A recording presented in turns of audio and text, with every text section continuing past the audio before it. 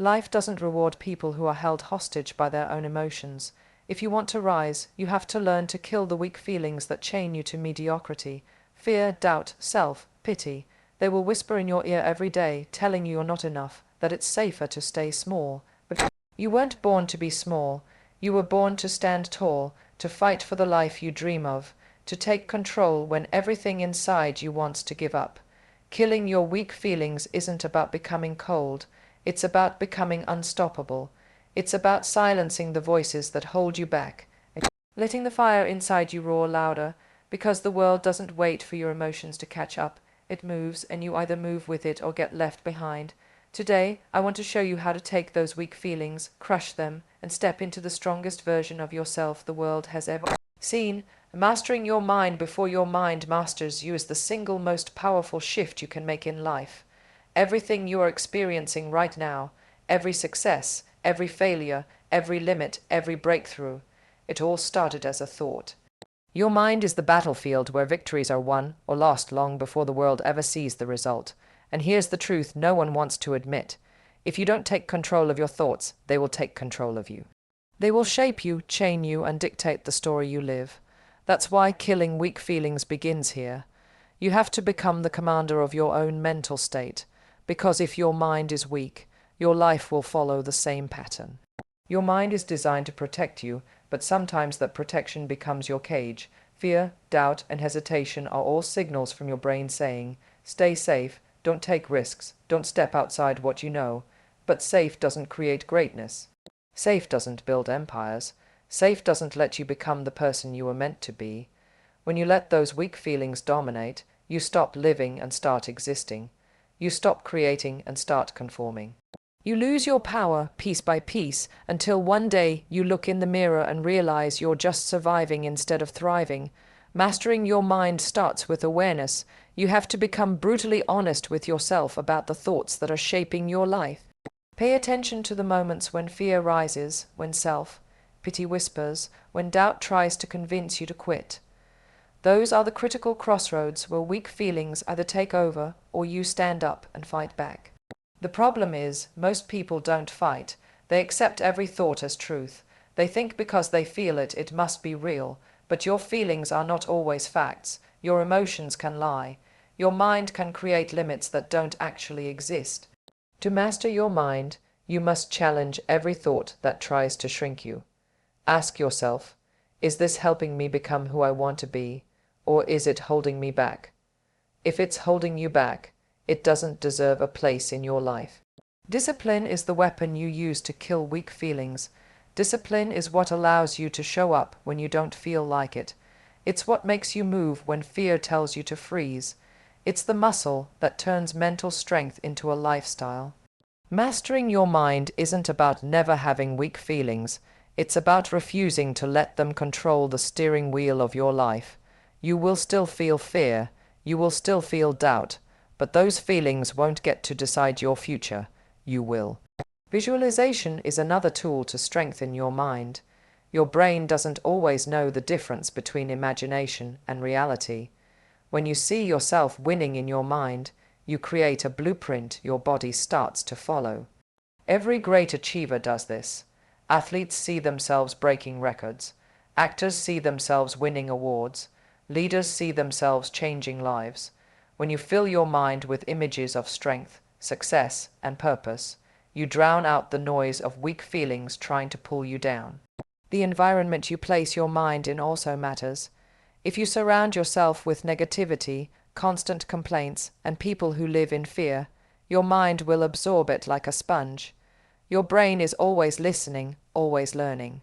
To master it, you have to feed it strength, read things that build you, listen to voices that challenge you to grow, cut off conversations that keep you small, protect your mental space like your life depends on it, because it does.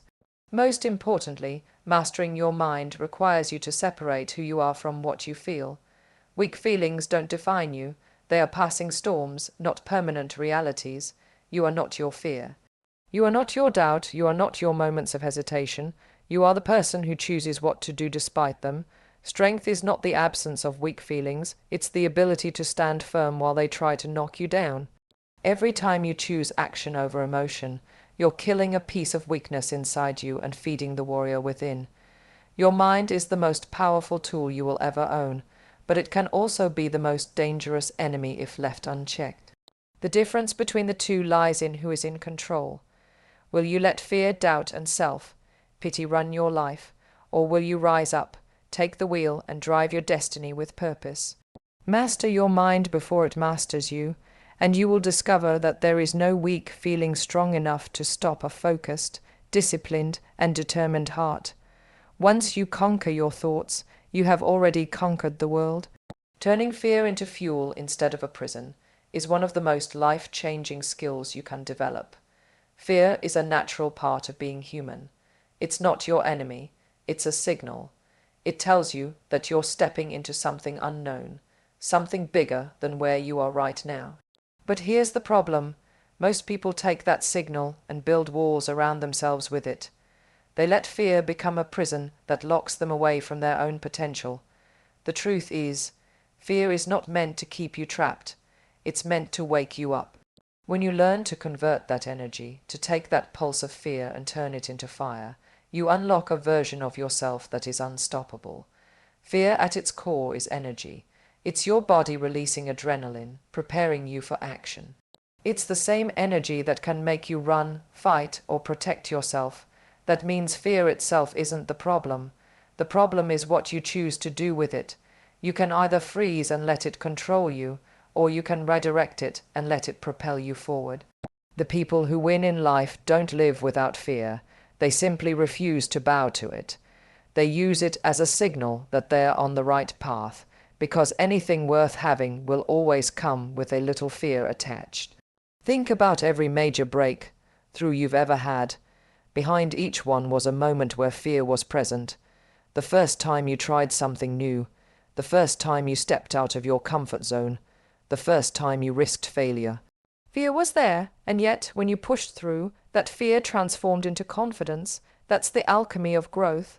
The very thing that tries to paralyze you becomes the thing that strengthens you when you choose movement over hesitation. Every time you act in the face of fear, you teach your brain a new lesson. Fear doesn't own you, you own it.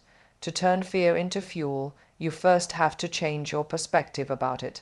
Stop seeing it as a sign to retreat and start seeing it as proof that you're stretching. Fear shows up at the edge of comfort zones. It means you're doing something that matters. That shift in thinking is powerful because it reframes fear from being a stop sign to being a green light. When you feel it, you can say to yourself, "Good, I'm in the right place. This is where growth happens." That mental reframe alone can stop fear from becoming a prison. Action is the second key. Fear feeds on stillness. The longer you sit and overthink, the louder fear becomes. It spins scenarios, magnifies risks, and convinces you that moving forward is dangerous. But fear loses power when you move. Even the smallest step forward weakens it. It's like standing in a dark room imagining monsters until you finally flip on the light and see there's nothing there. The faster you act, the faster fear turns from a cage into a catalyst. Momentum is fear's worst enemy. Another way to use fear as fuel is to channel its energy. When you feel your heart racing and your hands shaking, don't see it as weakness. That's your body gearing up. Athletes feel that before they perform. Speakers feel it before they step on stage. Entrepreneurs feel it before they launch. Instead of trying to calm it down, lean into it. Tell yourself, this energy is my power. This is what will make me sharp, focused, and ready.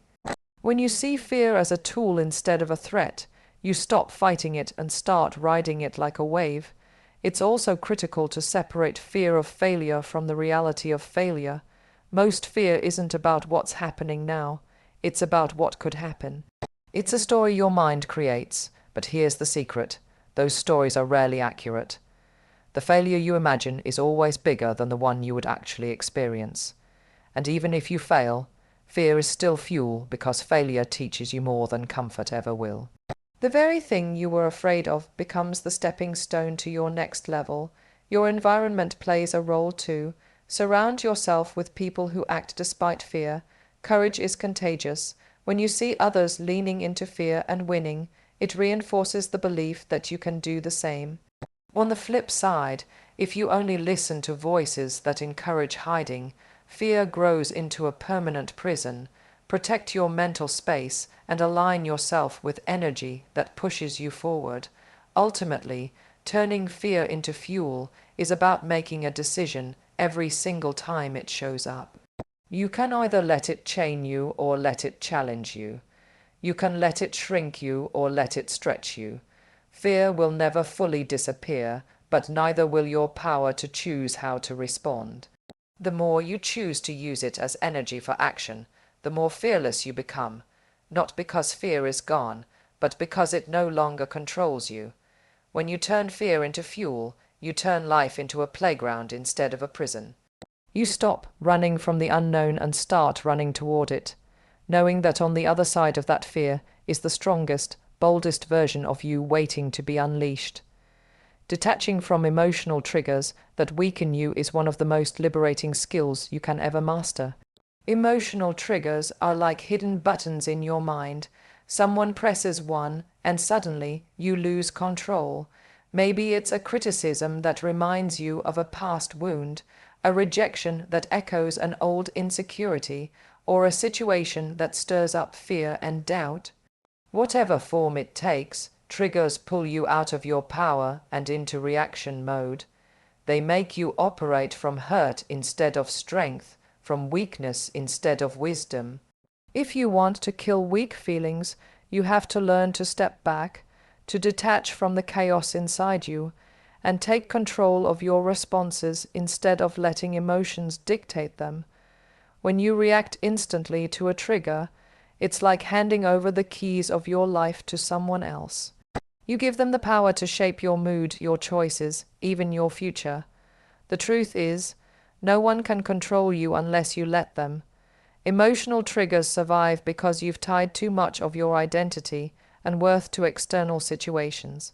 When someone criticizes you, it cuts so deeply because, somewhere inside, you fear they might be right. When rejection hurts so badly, it's because you've connected your value to being accepted. That's why detaching isn't about becoming numb. It's about breaking the chain between your emotions and outside forces, so that nothing and no one can pull you into weakness without your permission. The first step to detaching is awareness. You have to recognize the patterns. Notice what situations make you spiral. Is it when someone ignores you, when things don't go according to plan, when you feel disrespected? These are not random moments. They are clues to where your healing and strength need to grow. Once you see the pattern, you can create space between the trigger and your reaction. That space is everything. It's in that gap where you can choose power over weakness. Detaching doesn't mean you stop caring. It means you stop letting emotions control the narrative. When you feel a trigger rising instead of reacting, pause and breathe. That single pause rewires the cycle. You move from automatic reaction to conscious choice. Ask yourself, is this worth my energy? Is this moment going to control me, or am I going to control it? This mindset shift turns every trigger into training ground for strength. Each time you detach, you build emotional armor, not to shut people out, but to protect your peace and power.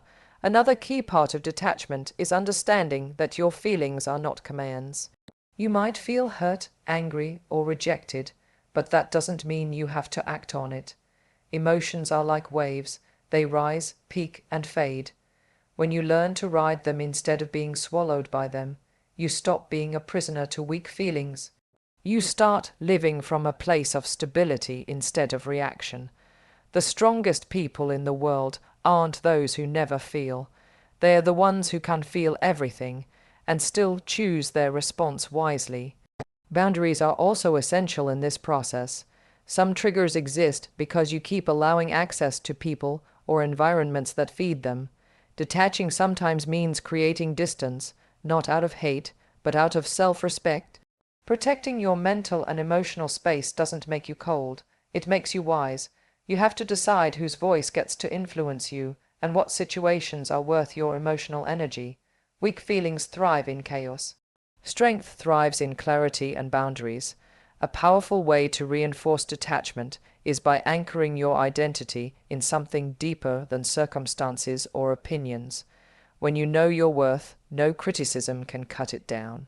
When you understand your value isn't based on acceptance, rejection can't break you.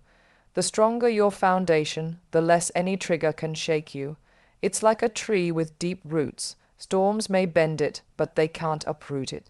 Detaching from emotional triggers doesn't happen overnight. It's a daily practice. Every time you pause instead of reacting, every time you choose calm over chaos, you're rewiring your mind.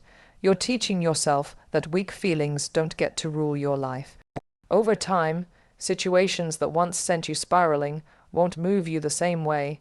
That's when you know you've killed that weakness and turned it into strength. In the end, detachment isn't about becoming less human, it's about becoming more powerful. It's about reclaiming your control so you can respond from strength instead of hurt. When you master this, no one can manipulate your emotions, no situation can destroy your peace, and no trigger can weaken you.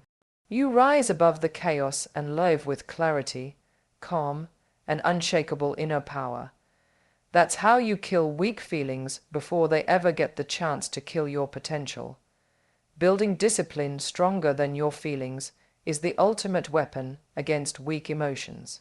Feelings are temporary. They rise and fall with your mood, with the weather, with how people treat you on a given day. They are unpredictable, and if you live based on them, your life will be just as unstable. Discipline, on the other hand, is steady. It doesn't ask how you feel. It doesn't care if you're tired, afraid, or unmotivated. Discipline is the structure that holds you up when emotions try to pull you down. If you want to kill weak feelings, you have to create a discipline so strong that it leads you even when every part of you wants to quit. Weak feelings are seductive because they offer comfort. They tell you, rest a little longer. Don't push yourself today. You can do it tomorrow. But the problem is tomorrow never comes for people who live by feelings. They stay stuck in the cycle of waiting for motivation, waiting to feel ready, waiting for the perfect moment. Discipline destroys that cycle because it doesn't wait, it moves. It's action without negotiation. It's the voice that says, do it anyway. When you have discipline, you don't rely on feeling strong. You build strength by showing up regardless of how you feel. The foundation of discipline is commitment. It's a decision you make once and reinforce every day. Commitment is what keeps you steady when emotions are screaming at you to stop. You can't build discipline if you keep renegotiating your goals every time feelings change. Decide who you want to be, what you want to achieve, and lock it in. That decision becomes the anchor that keeps you from drifting when weak feelings try to push you off course. Discipline also requires structure. If you leave your actions up to your mood, weak feelings will win every time. Create routines and habits that run even when motivation disappears. When something becomes a habit, it bypasses emotion. You don't have to think about brushing your teeth, you just do it. That's the power of structure. It turns important actions into automatic ones. The more you build habits around your goals, the less room weak feelings have to interfere. Another crucial part of discipline is learning to embrace discomfort. Weak feelings thrive in the pursuit of ease. They want you to avoid pain, challenge, and resistance, but growth lives in discomfort. Every time you push through that resistance, you're killing weakness and building strength. Discipline trains you to see discomfort as a signal of progress instead of something to escape. The gym hurts because you're breaking muscles to build them stronger. Life works the same way. The discomfort you endure through discipline is what shapes you into the person who can handle anything. One of the biggest misconceptions is that disciplined people don't feel weak emotions. They do. They feel fear, doubt, laziness, and the desire to quit just like everyone else. The difference is they've built a system that ignores those feelings. They act in spite of them. That's why discipline is more powerful than motivation.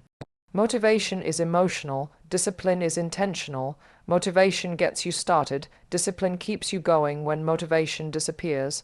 Accountability is another layer that strengthens discipline. When you hold yourself accountable or allow someone you trust to hold you accountable, You create external pressure that keeps you moving even when internal feelings try to slow you down. This is why teams, coaches, and mentors are so effective. They create a structure where discipline becomes non-negotiable. To build discipline stronger than feelings, you must also define your why. Weak feelings can only control you when you forget what you're fighting for. When your vision is clear, discipline becomes easier because you're not just acting out of obligation, you're acting out of purpose. Your why becomes the fuel that keeps the fire burning even when emotions try to put it out.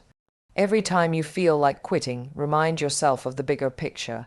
That reminder turns feelings of weakness into moments of strength. Over time, something incredible happens. The discipline you build becomes your identity. It's no longer something you do, it's who you are. And when that happens, weak feelings lose their grip because they're no match for a person whose actions are rooted in character, not emotion. You stop waiting to feel ready and start living ready. You stop being tossed around by moods and start leading your life with intention and power. Building discipline stronger than your feelings doesn't make you robotic. It makes you free. It frees you from being controlled by every emotional wave. It gives you the ability to stay steady in storms, to keep moving when others quit, to rise when everything inside you wants to fall. That's how you kill weak feelings, not by wishing they'd go away, but by creating a discipline so powerful they no longer matter.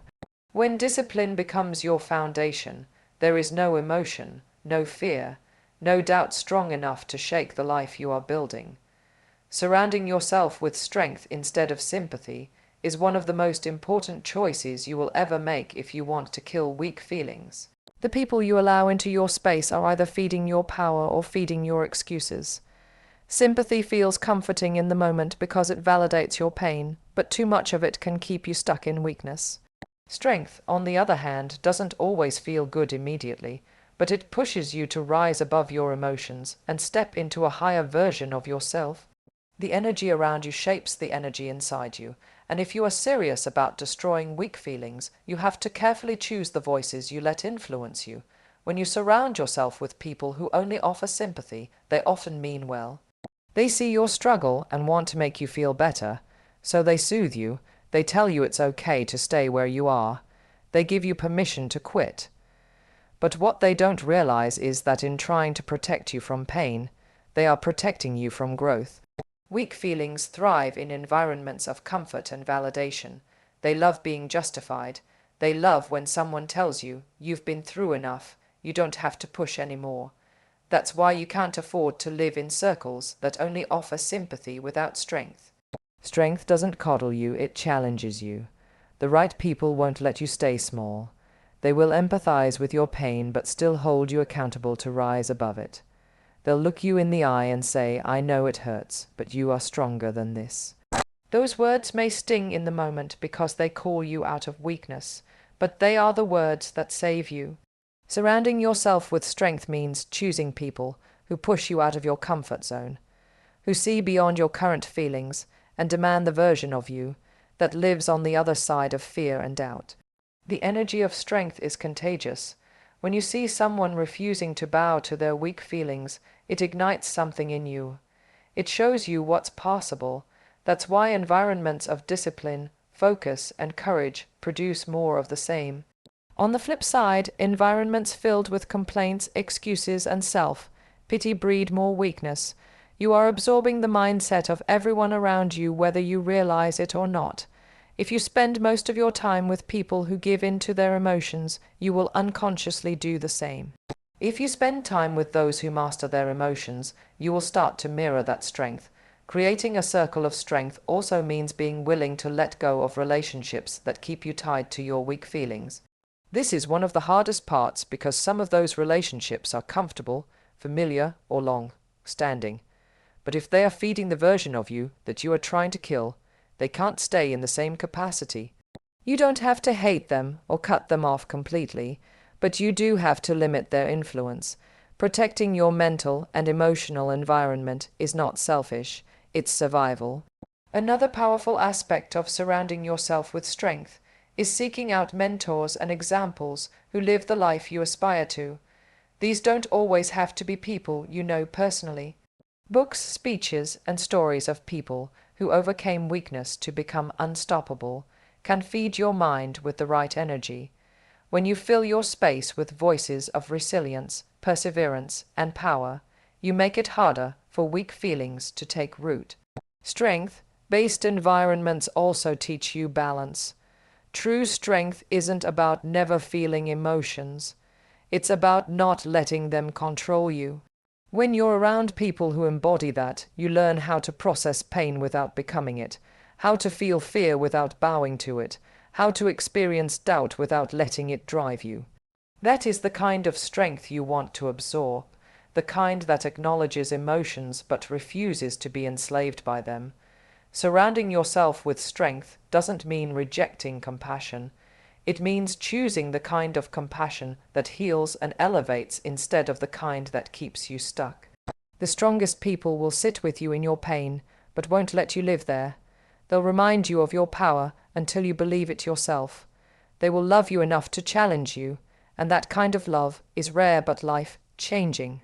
At the end of the day, weak feelings are loudest in isolation and in circles of complacency. They lose power in environments filled with courage, discipline, and resilience. When you intentionally surround yourself with strength, you are building a shield around your mind and heart. You are choosing to feed the warrior in you instead of the victim in you. Over time, that choice rewires your entire life. You stop needing sympathy to survive and start craving strength to thrive. That's when you know you've truly killed weak feelings, when the people and energy around you no longer comfort your excuses, but instead demand your greatness. Choosing purpose over comfort every single time is what separates those who live a life of impact from those who live a life of regret. Comfort feels good in the moment. It's soft, safe, and familiar. It whispers, "Stay here. Don't push too hard. Don't risk too much." But comfort is also the place where dreams go to die. Purpose, on the other hand, is rarely comfortable. It demands sacrifice. It asks you to trade ease for growth, temporary pleasure for long-term fulfillment. Every time you choose purpose over comfort, you are killing weak feelings that want to keep you small and feeding the part of you that was made for greatness. Weak feelings crave comfort because comfort doesn't challenge them. It allows fear to hide, doubt to linger, and laziness to thrive. That's why so many people get stuck living average lives. They never step outside the warm, familiar circle of comfort long enough to discover what they're truly capable of. Purpose will never fit inside that circle. It will always call you out into the unknown, into places that scare you and stretch you. If you want to live a life that matters, you have to make a decision.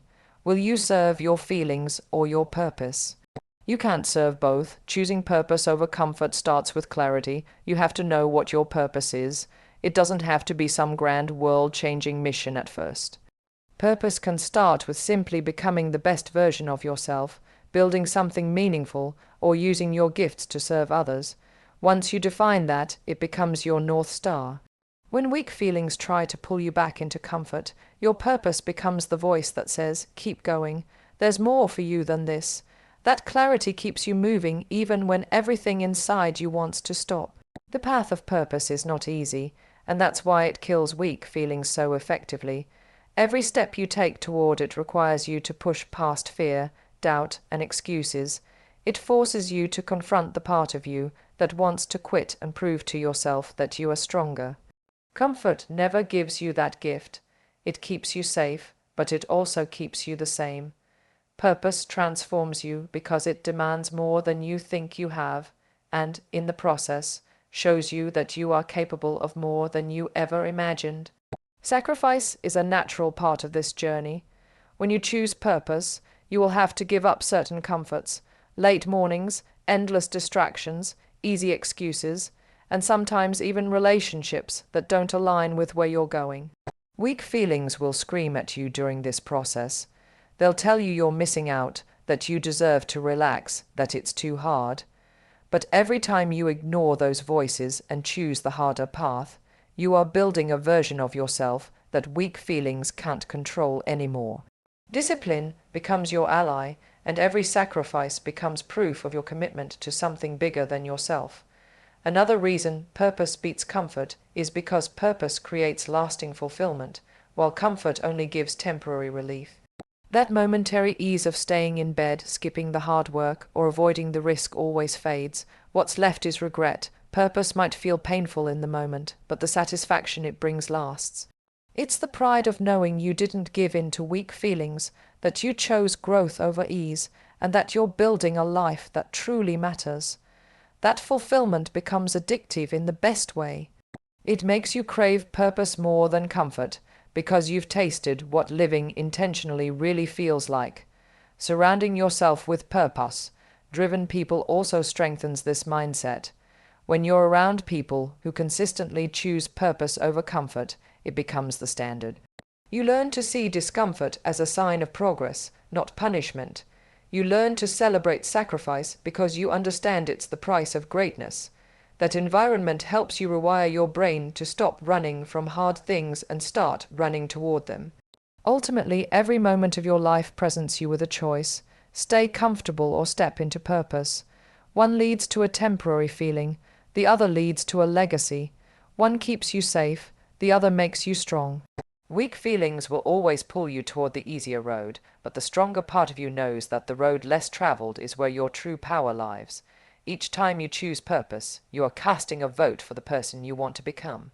Over time, those votes shape your destiny. Choosing purpose over comfort is not a one-time decision, it's a daily battle. But every time you win that battle, you take one more step away from a life of excuses and one more step into a life of impact. That is how you kill weak feelings, not by avoiding them, but by consistently proving to yourself that they don't own you. Purpose is the antidote to weakness, the fuel for greatness, and the key to building a life you can look back on with pride instead of regret. Weak feelings will always try to whisper their way into your life. They will tell you to stay small, to stay safe, to avoid the discomfort that comes with growth. But the truth is, you were not born to be ruled by emotions that keep you stuck. You were born to rise, to lead, to become a force so strong that fear, doubt, and hesitation can no longer control you. Killing weak feelings isn't about denying that they exist. It's about refusing to let them dictate your future. It's about building a mind so powerful that no emotion can shake your foundation, turning fear into a fire that drives you forward instead of a prison that holds you back. When you detach from the triggers that pull you into reaction, when you build discipline stronger than every mood, when you choose to surround yourself with strength instead of sympathy, and when you make purpose more important than comfort, you are rewriting your entire life. You are creating a version of yourself that doesn't just survive the storms of emotion but commands them. That kind of strength is rare. That kind of strength is what changes everything. At the end of the day, the battle with weak feelings is not won in a single moment. It's won in every decision, every pause, every choice to act in power instead of surrender to emotion. It's won when you decide that your purpose is bigger than your pain and your vision is louder than your fear. That decision, made over and over again, is what separates those who live bound by weakness from those who live fueled by strength. So the question is simple but life-changing.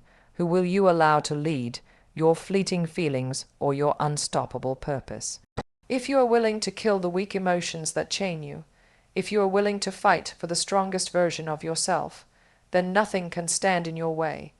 The world doesn't need another person held hostage by fear or self-doubt. The world needs the version of you who is unshakable, disciplined, and driven. Kill your weak feelings, and you will unleash the life you were always meant to live.